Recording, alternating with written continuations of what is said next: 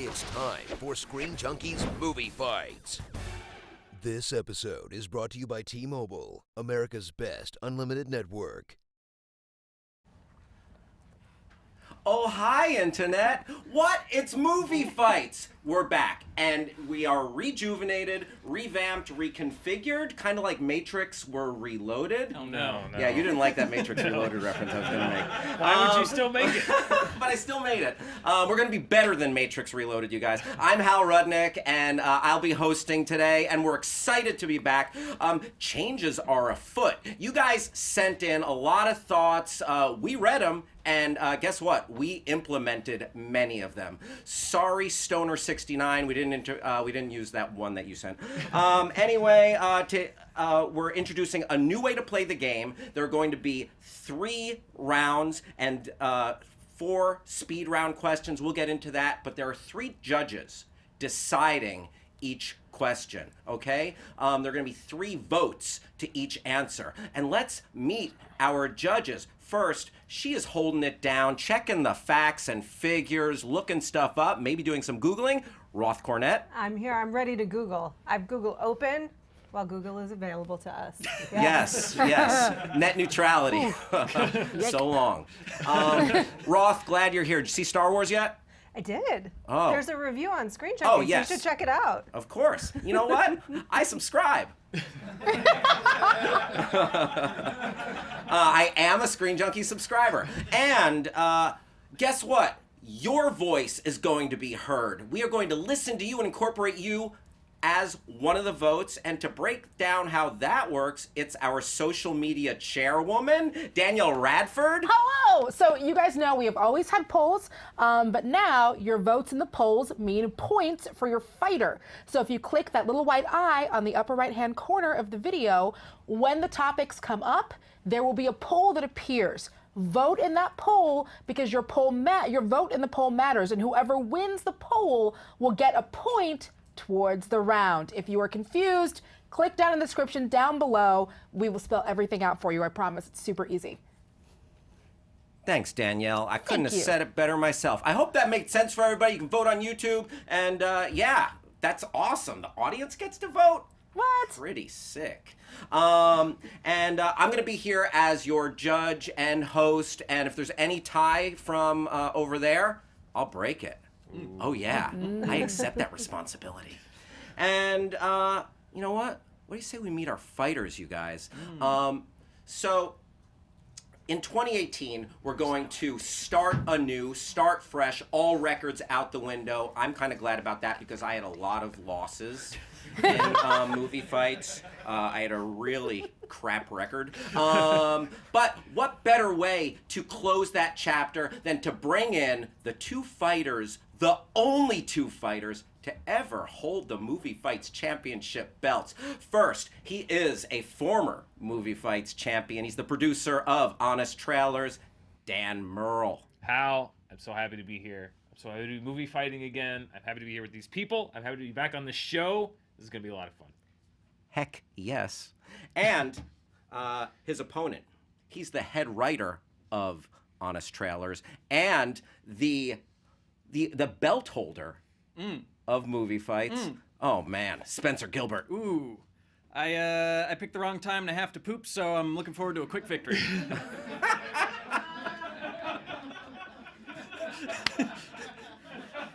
What's up? You got a turtle sniffing cotton? Oh, boy. Can always gas you out if I can't out-argue. Also acceptable, big brown dog barking at the back door. What a bad way to start the show with all of these poop euphemisms. New choice. Poopamisms. Okay.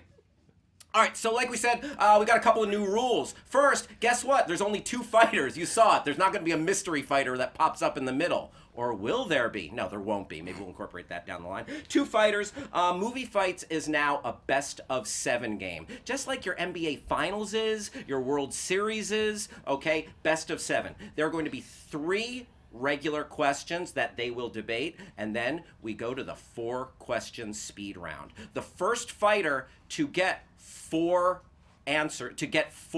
questions awarded to them wins. There you have it. First 1 to 4 wins. So it could be 3-0 going to the speed round, and someone could stage a massive comeback. Yeah. Makes sense, you guys? Yeah. Ready? You ready? I'm ready to do this, Hal. I'm Ladies, ready. you ready? More than ready. Ready. I'm All sitting right. here. I'm warming down seat. JTE, roll that sick-ass fight montage. Prepare to die. Ladies and gentlemen, It's main event time.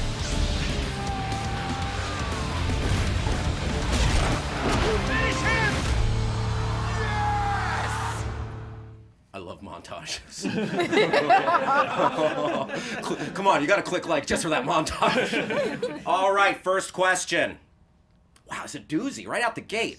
What is the best superhero movie of 2017?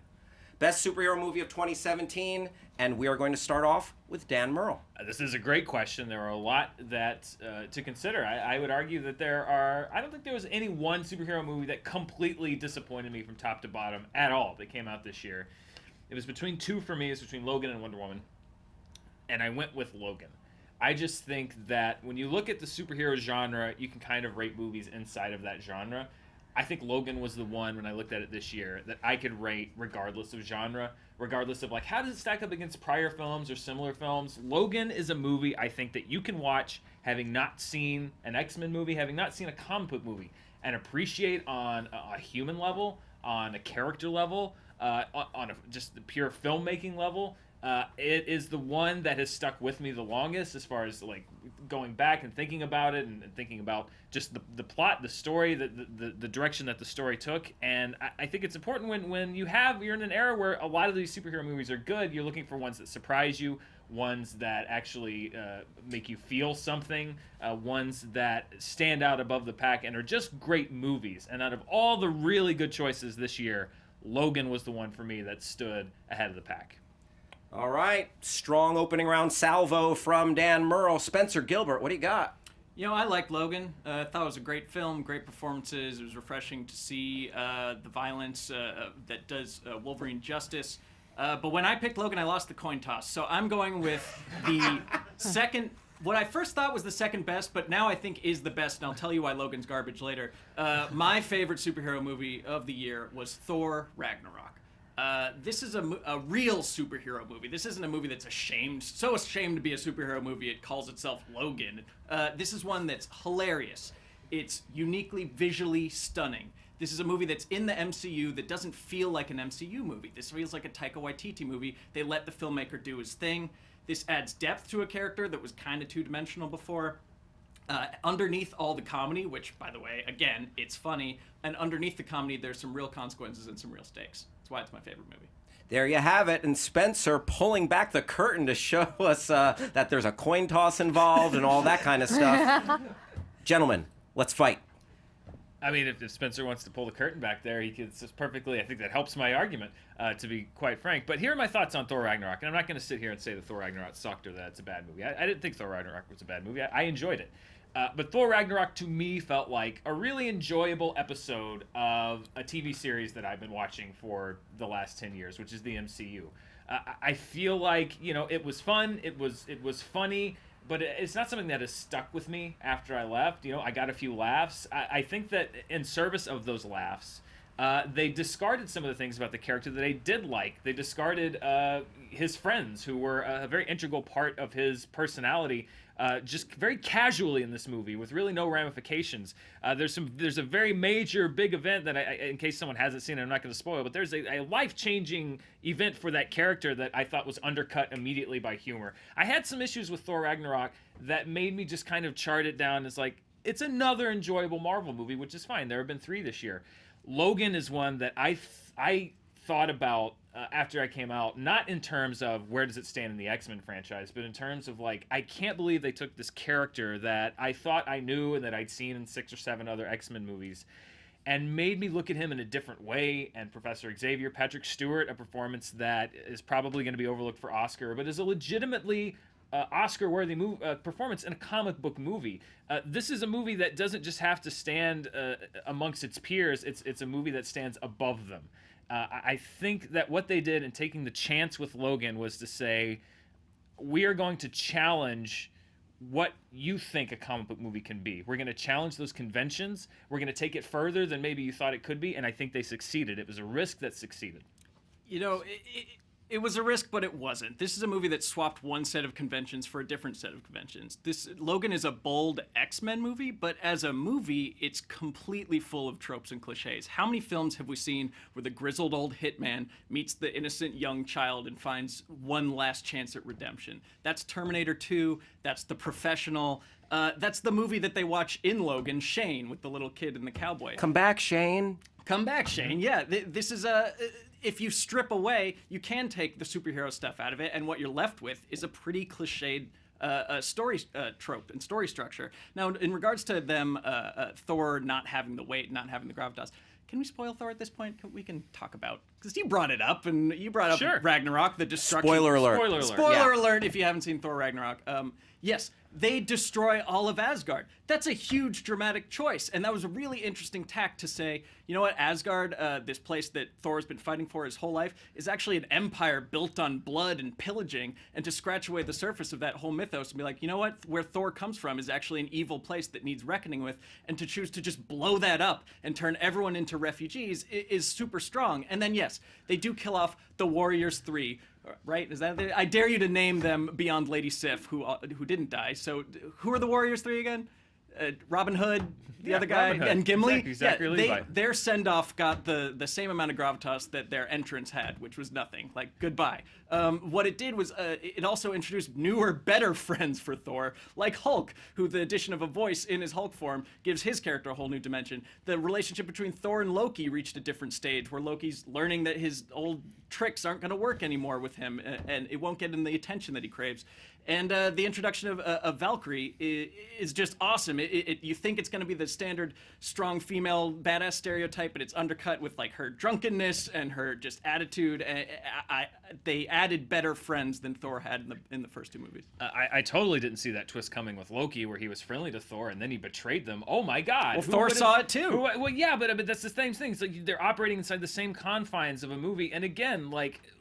Have you thought about Thor Ragnarok once since you left the theater? And the things that you're saying, like, oh, Asgard is an evil place that needed to be torn down, and you watch it, get destroyed and dismantled. You're right, that would have been great if that had been treated with any kind of gravitas, it had been treated with any kind of solemnity or sincerity, but it wasn't. It was a throwaway. It literally happened in the last 10 minutes of the movie. They made a joke about it while it was happening. No, and then they didn't make Thor, a joke about it. Korg made a joke about it. Whose entire character is to make inappropriate jokes at inappropriate times. I thought it was hilarious. He's the same guy that's saying like, oh, every day there's another Doug. That's part of his character. Is he says the inappropriate thing during the serious moment. But when that's you use humor in from. a moment that's supposed to be serious, you're telling the audience that what they're seeing isn't that important, and that's what it did. It completely undercut that moment, and you don't see him deal with that in any way, shape, or form. It's in the last 5 minutes of the movie, and it's like, oh, well, whatever, here comes Thanos, and then the movie's over.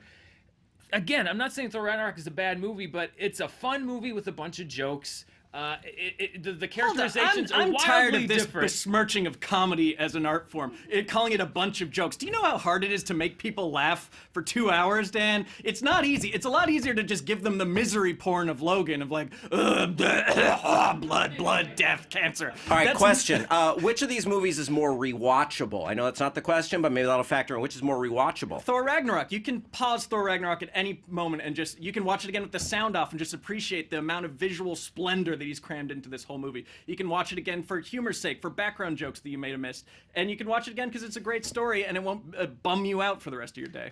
Logan is 100% more rewatchable. Comedies, as much as I love comedies, once you know the jokes, it's declining returns every time you rewatch them. And you're saying that Logan is just another cliched movie. The movies that you named, it's like what other movies have this story? Terminator 2, The Professional, Shane. Those are 3 of the best movies made in those eras. And the reason that Logan works is because it uses the framework of that classic story, which is a great story, and it's not what the story's about, it's how you tell it. And Logan tells this story so much, this about responsibility, about learning how to cope with your own actions, dealing with your own past. These are universal themes, and that's what makes it rewatchable, is because you can relate to it. It's not just, I'm not saying it's not hard to make a comedy, but drama and comedy are 2 different things, and I think that what Logan did, Marvel makes We just saw it. 3 funny comic book movies a year. They just did it this year. They're going to do it next year. What Logan did was to take the X-Men franchise, something that people had given up on, something that people had said can't go anywhere else. They turned it on its head, and they made it into something special. They made it into something relevant, and they made it into something that affected people in a way that no other movie in that franchise had done before. I like Thor, but it is part of a system and a machine that knows how to pump things out, but there's a ceiling to it, and I think you saw that in Thor Ragnarok. I disagree. I think that Thor is a unique movie, even in the context of the MCU. It's a Taika Waititi movie that holds its own tone and holds its own character in a way where Edgar Wright and Joss Whedon crumbled before the MCU filter. Taika Waititi stood and stuck his flag in the ground, and it's still a great movie. Now, Logan, I'll give it to you. It was heading that direction. It's a great setup. Things seem to be moving in this kind of subdued, really grounded direction. And then the second half of that movie, it undercuts it by going full comic book. You get 3 completely bland villains, worse than right up there with the blandest of the Marvel Blue Aliens, where you get the evil Stryker, mutants are bad guy. You have the clone one, the Clongan, and you have the introduction of the X kids. Daphne's great, but you have like Stick Boy and Cold Breath and stuff like that. Answer this question for me, But they're not the important things. That's not what the plot That's the hangs third on. act It's of not the about movie, is them villains. trying to run to Canada. Okay, I have a whole thing about Canada. If you all right, I want you to tell me if your movie was to be nominated for any Oscars, what Oscars would your movie be nominated for? Let's do. Well, visual effects is a given. Director Taika Waititi, and let's do original screenplay. Great. Dan? I think you could plausibly argue for obviously Best Supporting Actor for Patrick Stewart. I think that you could probably get a Best Cinematography nomination from this. I think you could probably get Best Adapted Screenplay if you're going to say that it was adapted from Old Man Logan, because I thought that it was a great adaptation of that. I think that Daphne Keane was great. I think you could push for her for Best Supporting Actress. I think that Hugh Jackman was great. You could push for him for Lead Actor. I thought it was one of my favorite movies of the year. I think you could legitimately push it for Best Picture. Bam, right up there. Okay, gentlemen, let me just ask both of you, what makes a good superhero movie in general? And how does your movie fit that? Well, I think a good superhero movie is something aspirational, where you're seeing somebody that is held above and refuses to compromise, and it's actually us and the characters around them that go through the change and learn from the hero. And you can see that in Valkyrie's arc. She actually has the strongest arc in the film, and in Loki's arc, where Thor's goals. We all want to be Thor, and it's something you go away smiling and you go away rooting for him. It's not this new trend. It's not the Zack Snyder superhero model where depth is confused with violence or misery. It's a positive movie, positive message, something you leave the theater cheering, and I think that's Thor Ragnarok in a nutshell. Dan? Logan does not confuse violence with misery. This is a movie that is starkly anti-violent, that shows you what kind of damage being a violent person your entire life can wreak havoc on. Oh, that's why the climax is the steroid rampage he goes on. That's like the coolest thing in the movie. No, that is him using his last energy reserves, and that's showing the fact that he is willing to become the monster that he thought he had turned his back on in order to save what he now considered to be his family. You're missing the entire point of the movie. You're missing the entire arc of his character in this movie. This is not a movie that confuses violence with depth. This is a movie that is transcending what superheroes are and saying that it's openly sneering at comic books and saying, like, this isn't real. What's real is the consequences of what you have to live to. It shines a different light on superheroes. It's not just another one that's superheroes fighting each other in a big arena and laughing jokes like that. Again, I'm not saying that's bad, but you get 3 of those a year. This is one that looks at the other side of that. What are the consequences? How do you have to pay for what you do? How does being part of that team affect you if you lose that team? There's so many different sides of it that you see, and if you thought that my movie was so bad, then why did you openly say that it was the second? Well, then I thought more about it. Damn good arguments on both sides. Spencer, why don't you go into your final thoughts? Yeah, look, you say that we get 3 of these movies a year. We don't get 3 great comedies a year. We got this and Girls Trip. I don't know what else was a great feature-length comedy that we got. That's the dramedy. We do get movies like Logan every year. They're Oscar bait. They're movies that like Winter's Bone and stuff like that, where they're just dragging you through a downer place, and you're like, oh, this must be good because it's sad. I think that as Jack Lemmon said, dying is easy, comedy is hard. And the fact that Thor Ragnarok works as a drama, and on top of that, it has an amazing comedic sense of itself, great performance out of unfunny person Chris Hemsworth. Sorry, but no one that good looking can be funny. The fact that they pull that off made it my favorite superhero movie. All right, Dan, final Look at thoughts. Chris Hemsworth's performances in many other movies, and this is not the first funny performance that Chris Hemsworth has had. He's an extremely funny guy, and he's a talented, funny actor, so I take offense on that. First of all, that's not true. Secondly, sure, we get more than we get more than 2 comedies a year. To say that this is better just because it's one of a few good comedies a year that you get, that's also simply not true. And again, you're kind of putting that artsy-fartsy hat on and saying like, oh, well, nothing that's dreary could be good and enjoyable. Why slog your way through this when you can laugh your way through mine? I disagree fundamentally with that, and I think that if you're going to ask me what's the best movie, it's the one that affected me emotionally, and this movie affected me emotionally. I think Thor Ragnarok went through the paces of trying to affect me emotionally, but I felt like it was too tied to its comic book origins, to what the MCU was trying to do, and the tone, that it wasn't able to do it, where that Logan had the freedom to do it, and that's why it transcends the comic book tag and became a great movie for me. Wow, man, what a fight. Roth, can you believe it? Woo, Yes, I will smattering guys of back here. I'm loving this debate. I am warming Dan's chair. Like I said, he will normally be here, so I'm feeling the responsibility. I want to shout out to Lon, who's helping me keep an eye on the facts as I listen to you guys. And I got to say, some really good arguments. Warriors 3, Hogan, and if I'm mispronouncing this, I apologize, Vandrell and Volstagg. Clogan is X-24.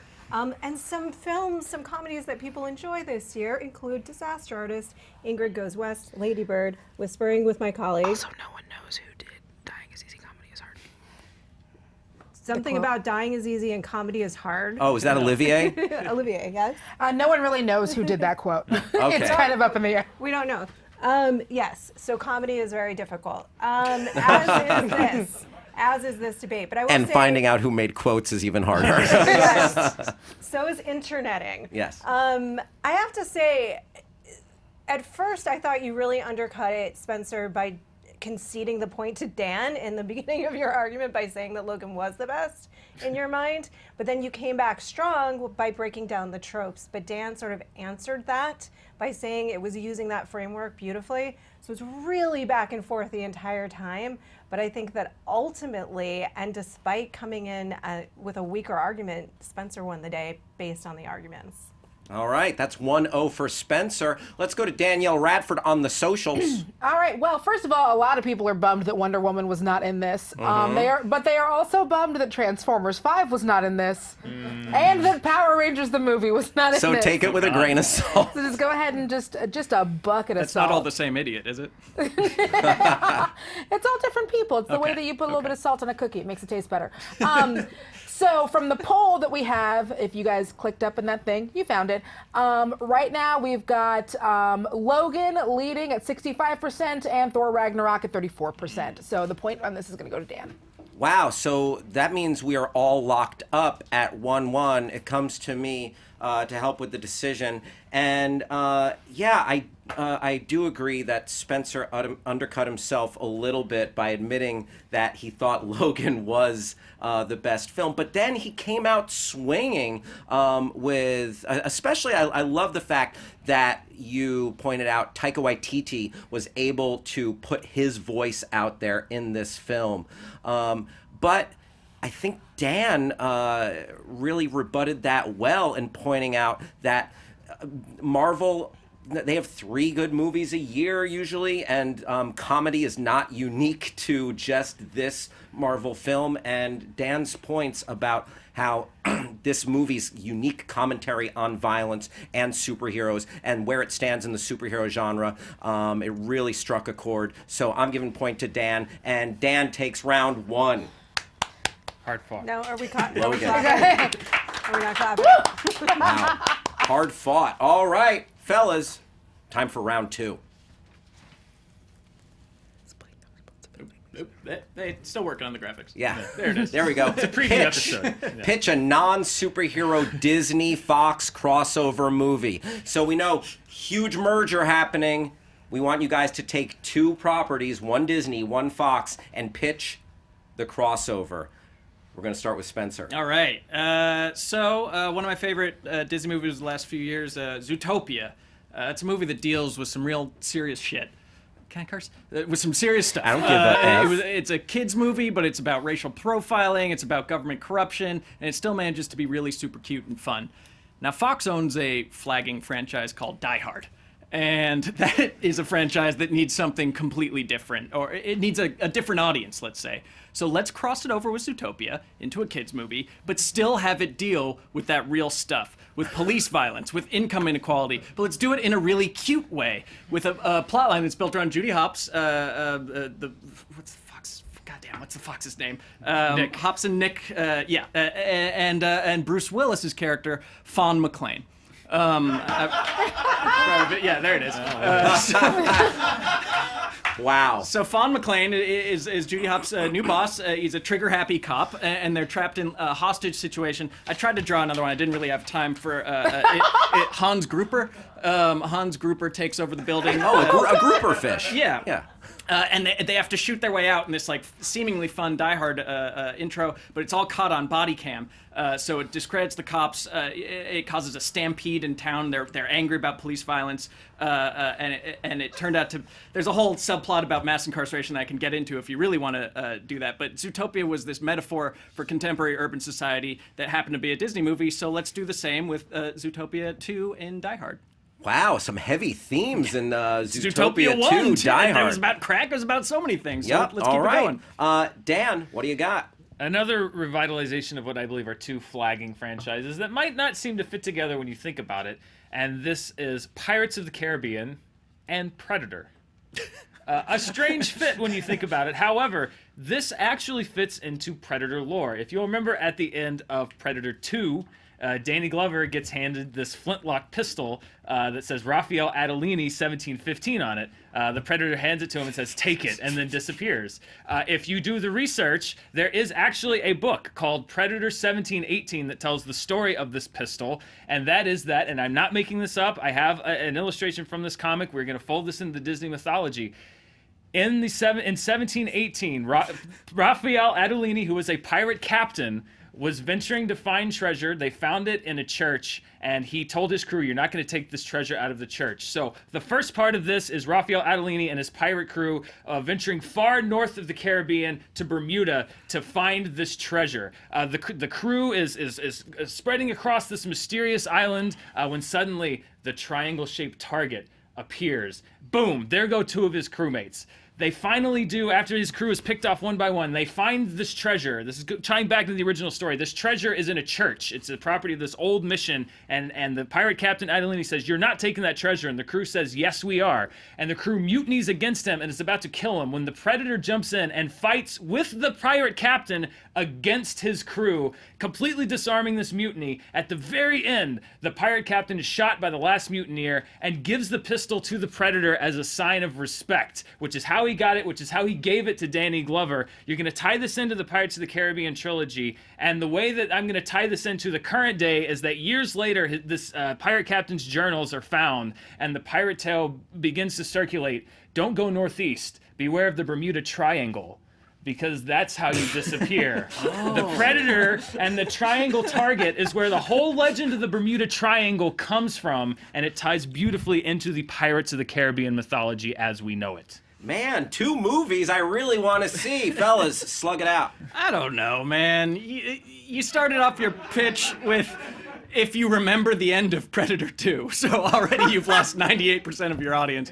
And you just pitched a Pirates of the Caribbean movie without Johnny Depp. And I know you're damned if you do, damned if you don't, but like... more heavily one than the other, but go ahead. Well, people don't want to see Johnny Depp anymore, but if you do another Pirates movie and don't explain Jack Sparrow or where he went, like, what the hell are you selling a ticket to? How are you going to sell that film? You're selling a ticket to a movie where pirates and predators fight each other. That's exactly the movie you're selling a ticket to. You just said people don't want to see Johnny Depp anymore. You're right, they don't. Okay, so it's the Predator and... Okay, is this an R-rated... Why are you acting all flustered by my pitch when you just pitched a non-animated character being integrated? No, he's Fawn McClane. He's animated. Right, so first of all, that's not...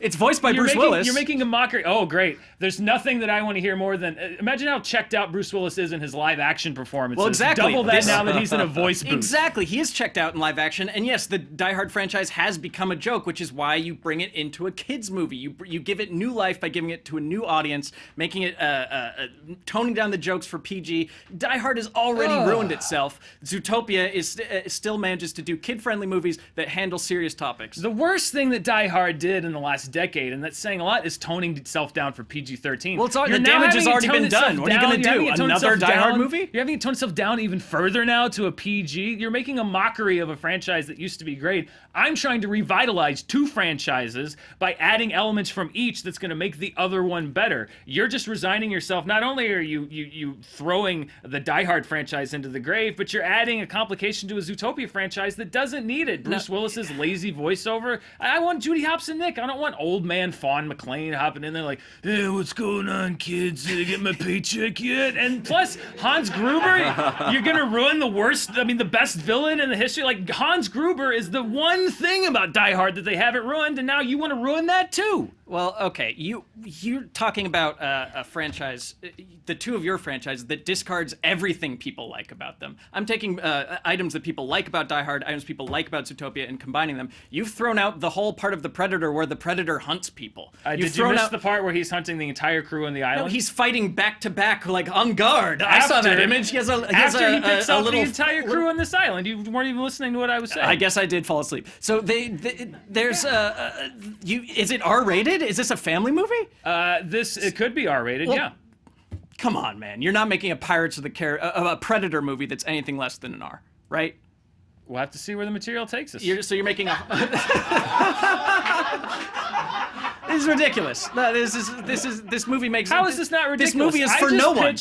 No, this movie's for everybody. This movie's alienating fans of pirates who are children who still like Johnny Depp, who still think it's funny, which is a diminishing crowd. And then people who are still invested in the Predator, also a diminishing crowd. You're making a movie that pleases no one. At least mine is something new for kids that will give adults something to think about. Zootopia was a movie that was new for kids that'll give adults something to think about. That's why you don't need to add some ridiculous Fawn McClane parody of a Die Hard character.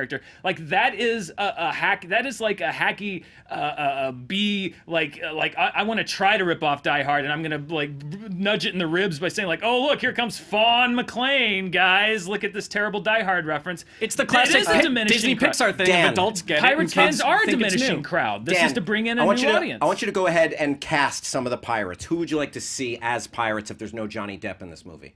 Well, I mean, really, Raphael Adolini is the one guy that you have to do. He's the pirate captain. I think you get somebody badass. You bring in somebody like, if you want to go with like an older grizzle, you get in like an Antonio Banderas in there to really like, just bring a lot to that role. And then if you have a Predator, I mean, that's really, I have a Predator, I have one thing that Spencer's movie doesn't have, which is a Predator, which is a pretty damn good thing. You got it, Banderas and a Predator. Gruber, Alan Rickman is no longer with us. Who would do the voice of Hans Gruber? Doug Jones.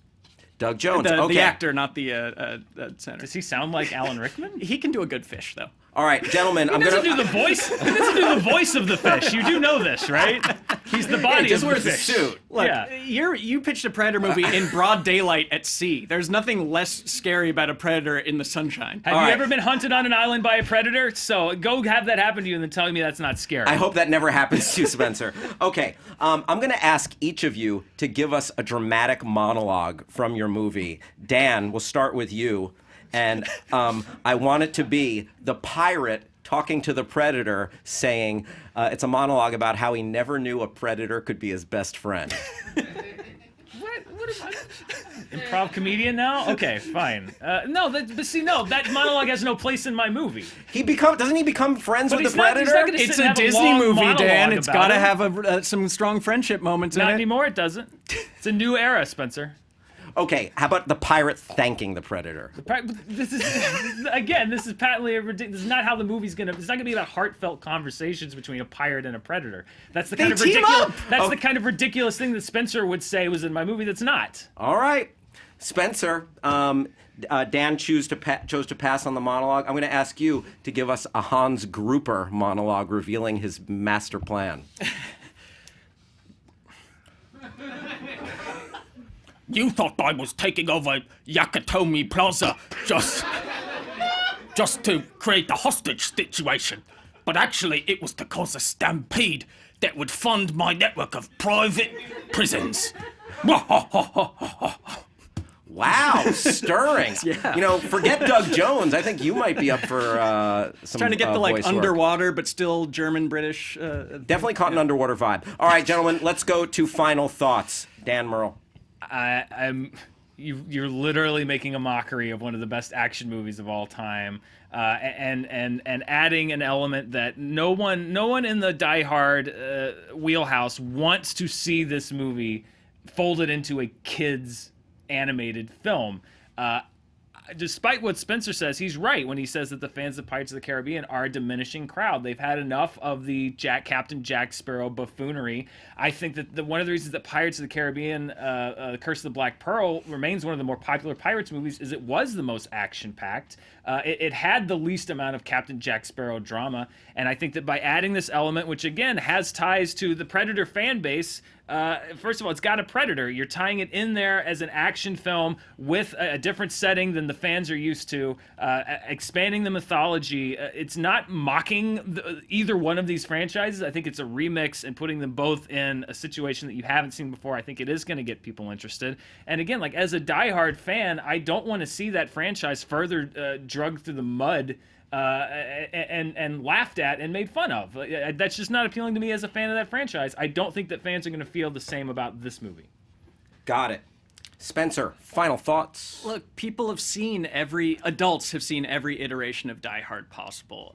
Let's cherry pick the best parts. Let's keep Bruce Willis, update it, and put it in front of a new audience. And yes, I think it might be time to maybe have fun with the concept of Die Hard in a way that still has some seriousness to it that Zootopia is capable of. Die Hard is a movie about a cop shooting his way through a situation. Maybe it's time that Zootopia could handle that in a fun, cute way with animals that would bring something new to that. You didn't even pitch a Pirates of the Caribbean movie to me. You pitched an origin story for the gun from Predator 2 that happened to have some pirates in it. I think people are going to be furious that Johnny Depp's not in that movie, or where Jack Sparrow went, if you can recast him. And I think that Predator fans are going to be furious that like it just strips away everything that's good about a Predator, and I think that it's not fair to say that that Disney is going to make a R-rated Predator movie. It's just that's never going to happen. I disagree. Bam! What a smackdown. Roth, tell us about the facts and figures that happened there. Let's discuss the facts.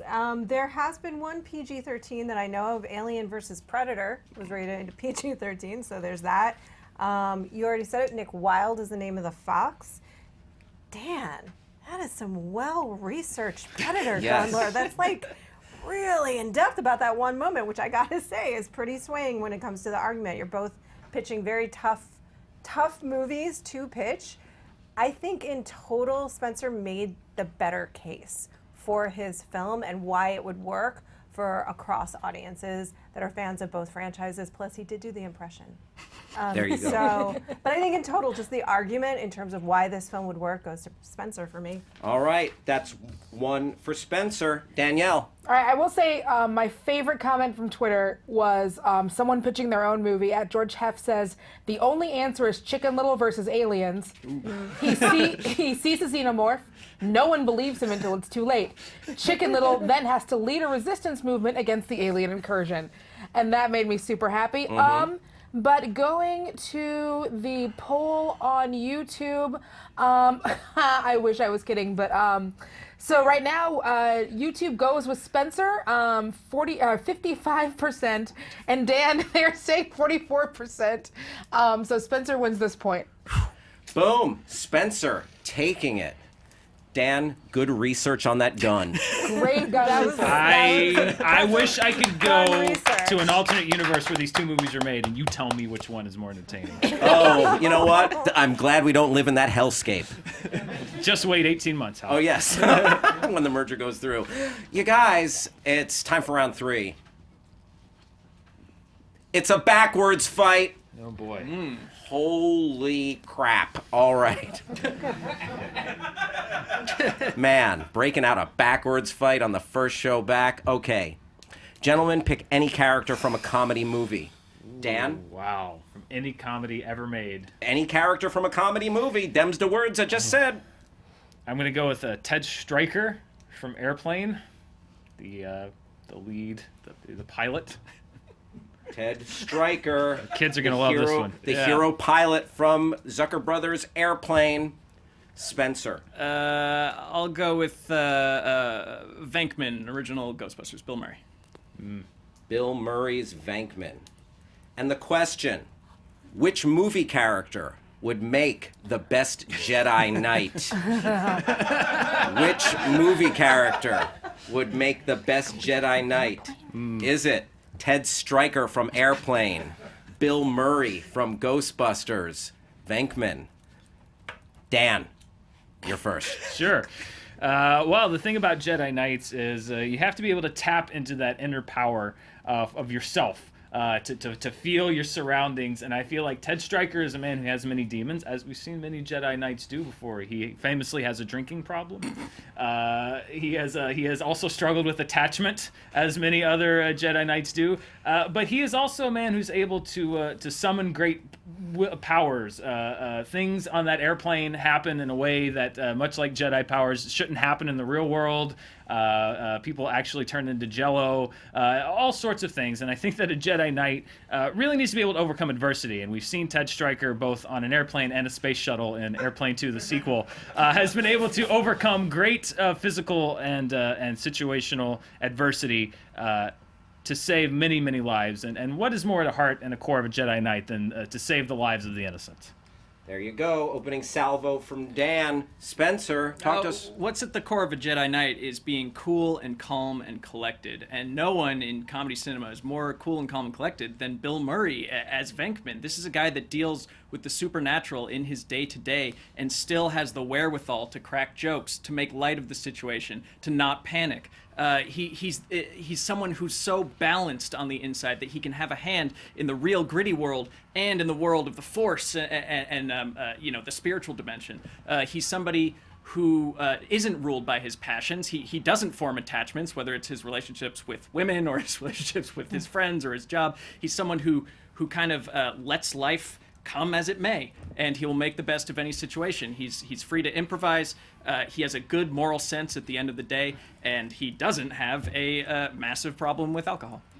All right, fight it out, fellas. Well, if you're familiar with Airplane, you would know that Ted Stryker himself does not have a massive problem with alcohol either. He has a drinking problem. You're right. That's two. It is a physical ailment versus a chemical dependence. Secondly, yes, absolutely, Peter Venkman struggles with attachment. He practically the worst thing about Anakin Skywalker was the fact that he stalked Padme Amidala into fathering twins with him. Peter Venkman stalked Dana Barrett constantly. He forced his way into her apartment. The guy is creepy. He's exactly what Anakin Skywalker was. He's a guy who's thinking with the wrong head. He's going to allow himself to get clouded by love. This is not what Ted Stryker does. As a matter of fact, he puts aside his conflicted feelings for Elaine in Airplane and is able to land that plane despite being in a massive amount of psychological trauma. That's what you need when you're a Jedi Knight. You're always conflicted, but you need to put that aside for the greater good. I would argue that Venkman does not do that. He turns on the other Ghostbusters when they're committed. He says, I don't know who these guys are. I think they're crazy. You need someone who's going to be in the trenches with you. Ted Stryker is a veteran. He lost so many people over Macho Grande, and yet he still remains loyal to them. And Peter Venkman is loyal to no man, and particularly no ideology, and I think he would make a terrible Jedi. Exactly. You don't want to be loyal to an ideology. The passions are the way to the dark side. Ted Stryker is a man haunted by war. He's someone who's aggressive, who breaks out into an aggressive flop sweat, who slaps people, who's so mentally unbalanced that he broke his way onto that airplane in the first place. Venkman is a man of even temperament. He's a guy who is experienced with beam weapons, as we've seen with the proton pack. Venkman, Stryker, can't even land an airplane. He's crashed 2-3 airplanes in his lifetime. Jedis usually need to be good pilots. Venkman is Zen-like. He's basically Yoda with better sentence structure. Peter Venkman was the one that caused the most damage with his proton weapon. I don't want him in charge charge of a lightsaber. Ted Stryker never slapped anyone. That was Dr. Rumack. And he did not force his way onto that plane. He bought a first-class ticket to Chicago, smoking. And I think that, again, you were talking about a guy who is absolutely ruled by his passions. He's a show-off. He's an egomaniac. This is not what you want in a Jedi Knight. But you wanted someone who's in tune with the world around them, who's at least paying attention. Stryker manages to kill 3 innocent passengers right next to him via his monologuing, and he doesn't even bat an eye. People are hanging themselves next to him. He's surrounded by death, by pain, and he feels nothing. He is not force sensitive. They chose to take their own lives. That is not his fault. I want each of you to talk to me about lightsaber skills. Pure and simple lightsaber skills, how they'd handle one of those weapons in battle. Spencer? Yeah, I mean, like I said, beam weapons experience. He's someone who's so comfortable with weaponry. He has little phrases of, like, light him up, don't cross the streams. He's basically a self-taught warrior, whereas Ted Stryker's never handled anything except a plane that he's immediately run to the ground.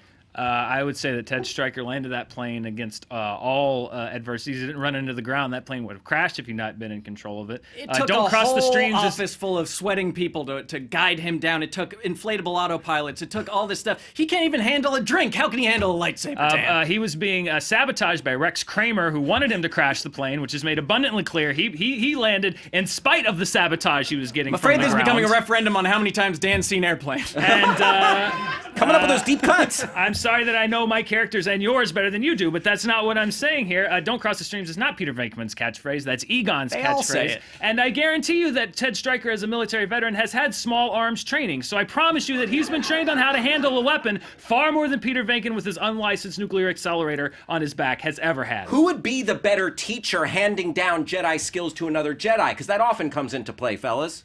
Dan? We've seen that Peter Venkman is openly resentful of a new generation of Ghostbusters, so he obviously would not hand down his skills to a new generation, whereas Ted Stryker, I think, would very much want to train a new generation of pilots. Spencer? I disagree. I think he'd be very open to a new Padawan learner, especially if it were a comely female. I think he's very nurturing and instructive of the people who come into his paranormal office, and he's willing to teach them his ways. And I think that Wait, so only if it's a female? well, that sadly Venkman is a bit of a Lothario. All right, exactly. let's The go last to time- final thoughts. Final thoughts. Dan, make this your closing The last time we argument. saw him with the young generation, he was literally shocking innocent young college students for no damn good reason.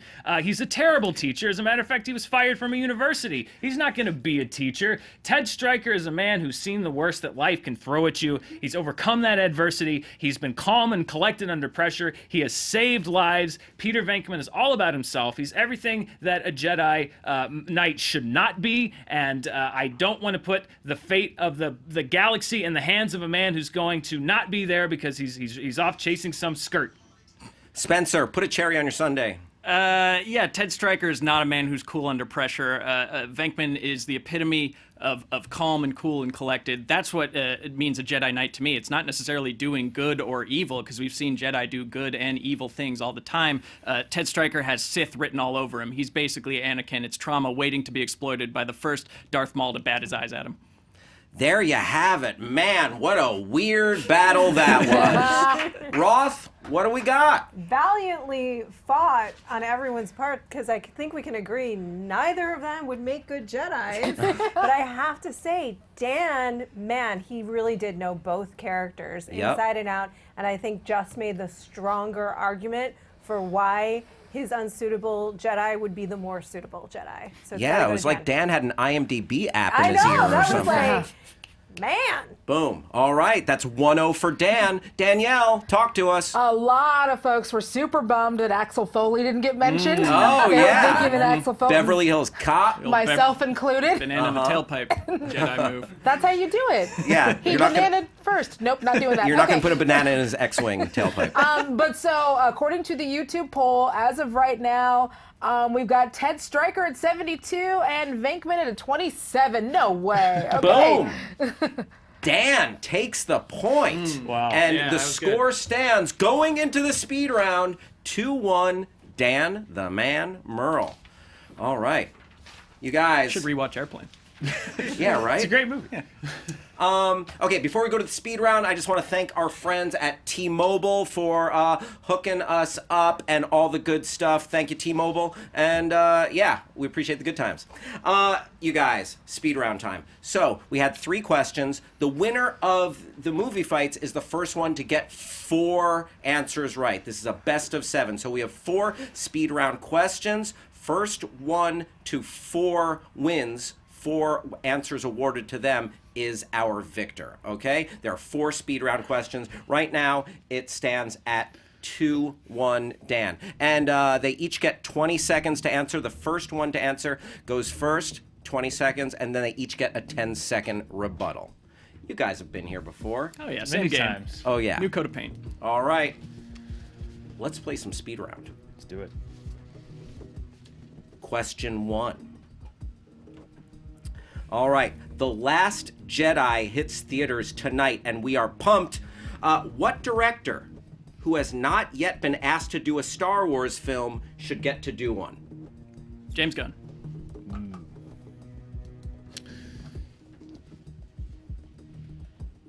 Let's go with Chris Nolan.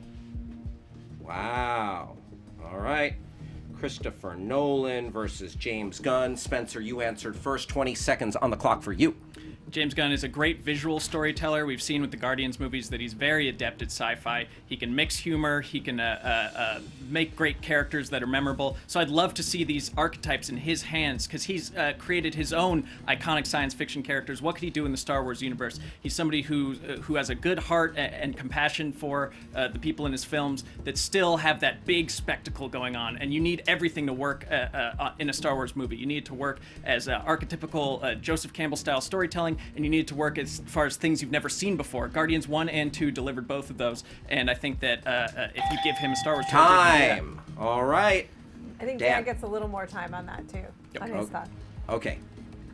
We've seen what James Gunn's Star Wars movies look like. They're called Guardians of the Galaxy 1 and 2. Christopher Nolan is a guy who, with all of his movies, no matter what you think of them, he knows how to do a theatrical experience. And I think as more and more Star Wars movies come out, and they come out every year, you need to entice people to go see a Star Wars movie in a theater. I think that Chris Nolan is going to take Star Wars and turn it into a theatrical experience second to none. You take his sensibilities, his sense of scope, you add in these beloved... Time. All right. 10-second rebuttal. Star Wars is about heart and feeling and compassion and warmth, and I get none of those things from Chris Nolan. He's a visual master, but I think his characters usually fall short of the standard of Star Wars, which is all about humanness and celebrating each other, and I think that you're... Time. I think that you have Chris Nolan in conjunction with some great creative minds that could perhaps fill in any shortcomings that he has. And again, with James Gunn, he's already worked in the system. He's already made space opera, and I think the Guardians movies are great. We don't need Star Wars to just be another Guardians. Let him continue doing Guardians. Time. Wow. Woo. Coming out slugging. Roth. Another tough one, but I gotta say that Dan made a pretty strong point about James Gunn essentially having already done what he may do with the Guardians. So I would have to give a point Dan. Point for Dan. Conferring with my esteemed colleague. Danielle. Okay, so for these ones, as I'm sure that all of you have figured out, for the speed rounds, we're not going to be doing polls. I am still looking at your comments, and there have been some really, really funny ones. A lot of you, Guillermo del Toro was one that came up that I thought would be a really interesting pick. A couple of them, someone wanted it to be a Big Lebowski remake. That is also fine. For me, I do on this one, I gotta agree with Roth. I really liked the points that she made. I as much as I love Star-Lord, he is basically just like a more modern Han Solo. Yeah. There you have it. 2 for Dan. My vote is moot. Dan, you get the point right there. It is 3-1 Murrell going into question 2 of the speed round. And here it is. Oh, listen all y'all. It's the sabotage round. Beastie Boys reference for those of you scoring at home. Yeah. Each player will hear the question and will get to pick their opponent's answer for them, which they must fight. In honor of Disaster Artist, what is the best movie starring James Franco? Oh, Your Highness. Damn it. Okay, so we heard from Dan first on that one. Clearly Dan. Okay, so Spencer will be arguing for Your Highness. Spencer, what do you got for Dan? For Dan. I love that we both had to come up with the same one. Howl. Howl. All right. So we have Howl and Your Highness. Okay. Spencer, you're going first for Your Highness. The fantasy genre is one that's rich with tropes, ripe for lampooning, and you get great performances out of James Franco and out of Eastbound and Down. They send up these things. You got Natalie Portman to do a slapstick comedy. That's amazing. You never see her in roles like that. Dan. How many movies have we seen about J.D. Salinger? Finally, we get one about the Beat Generation, about Allen Ginsberg, and it's not some stupid stone. It's the worst. Like, it's bad for James Franco to be in a stoner comedy. That's the bad James Franco stoner comedy. That's a reason you don't see Natalie Portman in roles like that. It wasted all that potential. What a director! Coming off Pineapple Express, that movie should have been great. It was almost impossible to sit through. All right, rebuttal. I'll take stoner, half-assed James Franco over completely failing and falling on his face art house pretension James Franco. I think he bit off way more than he can chew, and he was exposed as kind of a sham that he's still to this day building back. I will take James Franco taking a risk over phoning it in James Franco doing the 18th version of the role that he's played 17 times before. Howl was interesting. It was not boring. It was not lowest common denominator like Your Highness. All right, wow, what a battle. And let me remind everybody that this point is a must-win for Spencer Gilbert. A must-win in this bitter grudge match of real-life enemies. Just kidding. What? In this bitter grudge match of friends. Roth, what are you thinking? Well, Danny McBride was the other star of Your Highness. Just as an FYI to us all. Very difficult round. Very difficult round. So hard. You both had barkers, and you did the best you could with them. But I feel like you actually, Dan, made the argument for why that movie was the more interesting movie to watch. Esteemed colleague? Yeah, no, I actually have to agree. Like, I'm way more interested. I'm not going to see either of these. I've seen the one. Now I kind of want to go see Howl. Like, I am interested in seeing him as part of the Beat Generation, whereas, Your Highness is just a bunch of more of the same. So, yeah, gotta agree. That being said, Dan takes the point, and Dan, you are our winner. Wow. Thank you. How about that? Congratulations, my man. All records out the window now. This grudge match. The title was not on the line, correct? But it feels like it was. Tell us what you think on Twitter. Should the title be on the line? Should we have a belt handing over ceremony between Spencer and Dan, or not? I wonder what they'll say. Dan, tell us where they can find you, and tell us about something exciting you've coming up. I really hope that Hal was actually about Allen Ginsberg. I was about 70% on that. Yes. So I'm glad. No, I just want to say, like, it's so much fun to be doing this show again with you guys and this team, and I'm looking forward to taking the show. I hope watching at home, let us know what you thought. We'll be back in 2018, but I feel like we have a chance to really have fun here again and take out some of the, this is a debate show and we're having fun, but I want to try to take out some of the, like, over-the-top negativity that I think at times we indulged in a little too much. And this has just been, I think we can still have fun and argue with each other in a really interesting and fun way. I love Spencer. I love debating this guy. He knows how to push my buttons, which makes it even more fun. And this has been a really good time. And I hope people enjoyed this and they'll come back next year and when we bring it back full time. Well said, my friend. Spencer, thoughts? Super glad to be back. I had fun in the new format. I hope you guys had fun watching it. I'm excited for our judges. You guys did amazing. I think this was cool that it's a consensus, and Daniel will be judging future fights. Here and there, Here and there. over there. It's yeah. So yeah, we're taking a break now because we need a break.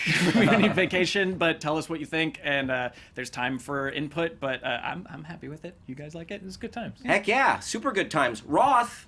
This was such a great time. It was Allen Ginsberg. Have not seen it. Maybe will now. I don't know. One thing that we can all agree on is that Logan was the best comic book movie of the year. Yeah. Anyway, that's what I think. But look, you guys, this is meant to be fun. You guys are great debaters. It's interesting to hear your point of views, particularly when you're having to argue things that you don't necessarily fully believe in. So I enjoyed watching you, and I hope you guys did too. Danielle? Yep, cosign. This was super fun. And just one last thing from the chat. Spencer, they're all very happy you get to go poop now. There's a handicap. Yeah. I had one on deck. He just wanted to get to that poop. Thank God for that, Roth and Danielle. Thank you for holding it down. Dan and Spencer, awesome fighting. I mean, like you said, it was fun to fight this guy because he knows how to press your buttons. It's fun to sit back and watch you two because, the only two people to ever hold the Movie Fights Championship belt. But it's the dawning of a new era. Thank you for joining us in this new era. This has been a blast. It's been so much fun to stand right here and direct traffic a little bit. And thanks for tuning in, and we'll see you next time. Bye now. This episode was brought to you by T-Mobile. Switch to America's best unlimited network.